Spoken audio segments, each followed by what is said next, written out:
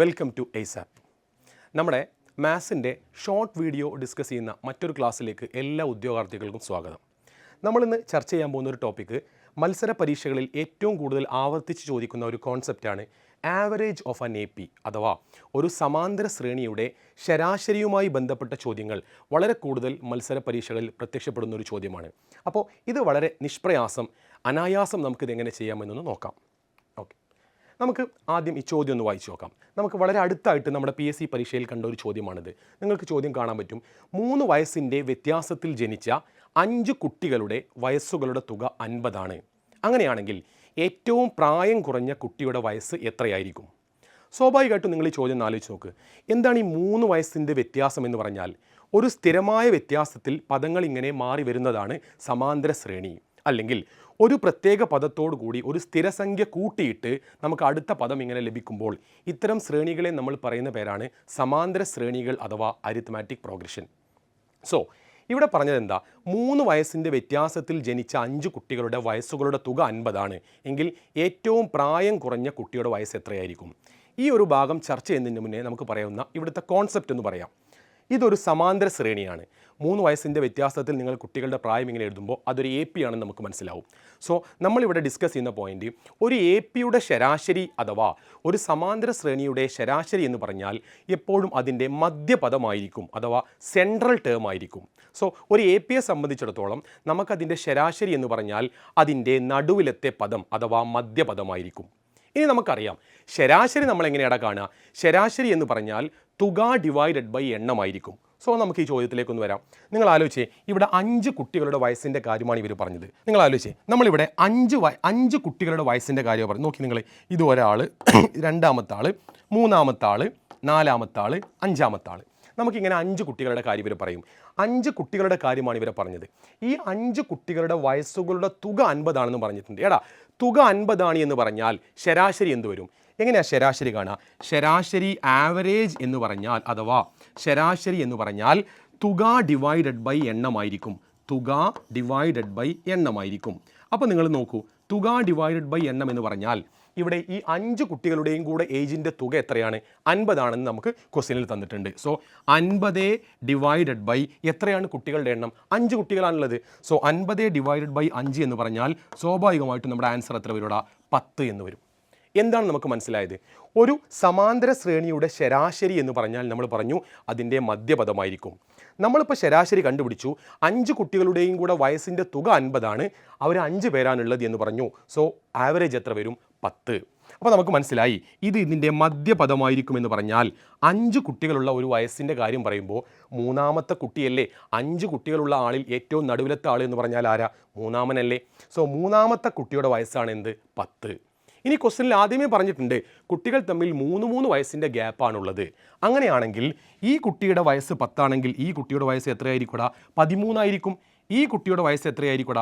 16 ആയിരിക്കും. ഈ കുട്ടിയുടെ വയസ്സ് എത്രയായിരിക്കും? 7 വയസ്സായിരിക്കും. കാര്യം എന്താ? ഇത് കുറഞ്ഞു വരില്ല, അങ്ങോട്ട് കൂടി വരുന്നു. ഈ കുട്ടിയുടെ വയസ്സ് എത്രയാ? 4 വയസ്സായിരിക്കും. സോ എന്താ നമ്മളോട് PSC ചോദിച്ചത്? ഏറ്റവും ചെറിയ കുട്ടിയുടെ വയസ്സ് എത്രയായിരിക്കും? ആൻസർ എന്താണ്? 4 വയസ്സായിരിക്കും. അഥവാ ഓപ്ഷൻ A ആണ് നമ്മുടെ ആൻസർ.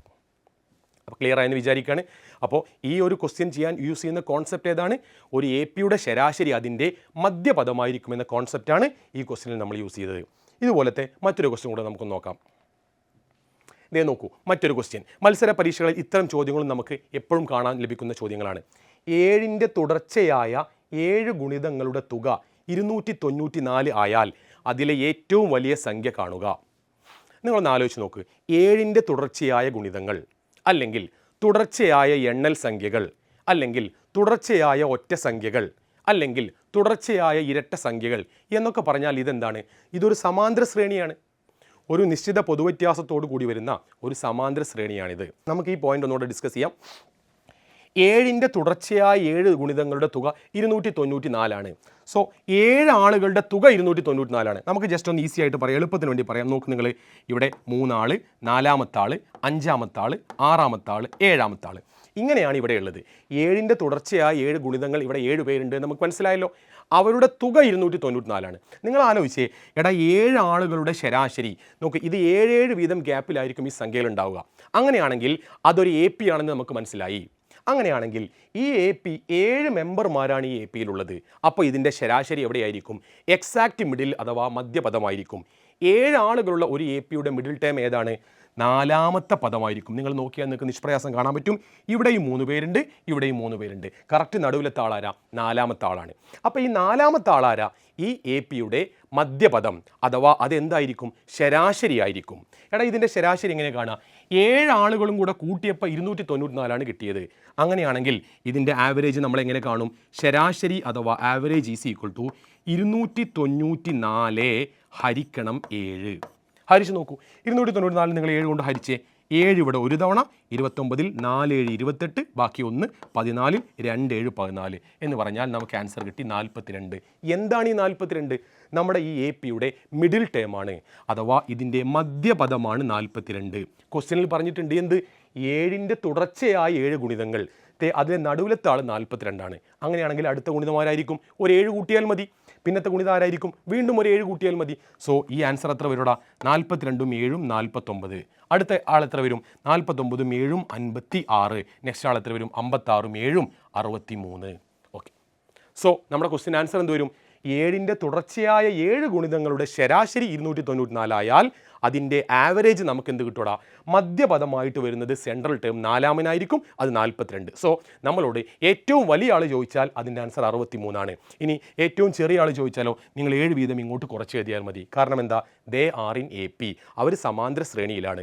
സോ ഈ ടൈം എത്ര വരും? 35 വരും. ഈ ടൈം എത്ര വരും? 28 വരും. ഈ ടൈം എത്ര വരും? 21 വരും. ഏറ്റവും ചെറിയ ആളുടേതാണ് ക്വസ്റ്റ്യൻ ചോദിച്ചതെങ്കിലോ ആൻസർ 21 വരും. ഏറ്റവും വലിയ ആളുടേതാണ് ക്വസ്റ്റ്യൻ ചോദിച്ചതെങ്കിൽ 63 ആണ്.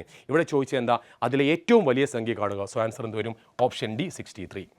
ഓക്കെ. ഇങ്ങനെയാണെങ്കിൽ ഇതേ കോൺസെപ്റ്റ് വെച്ച് നമ്മുടെ ഈ അടുത്ത് നടന്ന മത്സര പരീക്ഷയിൽ ചോദിച്ച ഒരു ചോദ്യമാണ് ഞാൻ ഇവിടെ കാണിച്ചിരിക്കുന്നത്. നിങ്ങൾ അതിൻ്റെ ഉത്തരം ഇതേ കോൺസെപ്റ്റ് മനസ്സിലാക്കിയിട്ടൊന്ന് വീഡിയോയുടെ താഴെ കമൻറ്റ് ചെയ്യുക. ഓക്കെ. അപ്പോൾ വീണ്ടും ഈ ഒരു ക്വസ്റ്റ്യൻ നിങ്ങൾ വായിച്ചു നോക്ക്. തുടർച്ചയായ 5 എണ്ണൽ സംഖ്യകളുടെ തുക 300 ആണ് എങ്കിൽ അതിലെ ഏറ്റവും വലിയ സംഖ്യ ഏത്? തുടർച്ചയായ എണ്ണൽ സംഖ്യകൾ എന്ന് പറഞ്ഞാൽ അവർ സമാന്തര ശ്രേണിയിലാണെന്ന് നിങ്ങൾക്ക് അറിയാം. 5 ആളുകളുടെ ശരാശരി നിങ്ങൾ കണ്ടാൽ എങ്ങനെ കാണും? തുകയും തന്നിട്ടുണ്ട്, എണ്ണവും തന്നിട്ടുണ്ട്. സോ അതിൻ്റെ നടുവിലത്തെ പദം നിങ്ങൾക്ക് കാണാൻ പറ്റും.